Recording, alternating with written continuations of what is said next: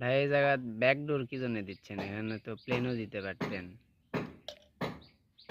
এখানে ব্যাক ডোর দেওয়ার উদ্দেশ্য হলো তোমার ভিতরে একটা বাথরুম আছে, বুঝছো? যদি হঠাৎ করে কোনো কারণে কিছু করলো বা গান টাম বাজলো, তখন তুমি এই ডোরটা খুলে ওপেন করে ভিতরে একদম দেখতে পারবা। কোনো একটা কিছু থাকলেও ব্যাক টু ব্যাক এপার বের করতে পারবা,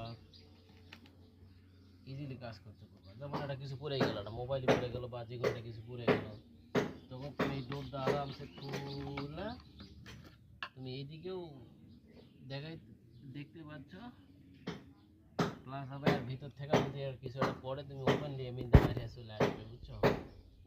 ওই জন্যই এই ডোরটা দেওয়া। এতে অনেক সুবিধা আছে ভবিষ্যতের জন্য, কারণ ভবিষ্যতে প্যান্টের ভিতরে একটা কিছু পড়তেই পারে। যখন একটা কিছু পড়লো, তুমি এই ডোরের এটা খুললে তুমি এটা সমাধান করতে পারবা, পরিষ্কার জানলা করতে জুতা পারবে। যাই কিছু হোক।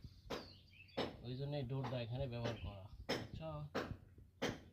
বুঝছি। ব্যাস। কিন্তু প্লেন দিলে তো ওটা তো আর তুমি খুলে পারবা না, ওটা যতক্ষণ পর্যন্ত না কাটতেছো ততক্ষণ পর্যন্ত ওটা খুলতে পারতেছো না। কিন্তু ডোর এটার খোলার একটা অপশন আছে। আছে, এই জন্য আমরা এটা এখানে ডোর ব্যবহার করছি ভবিষ্যতের কথা চিন্তা করে।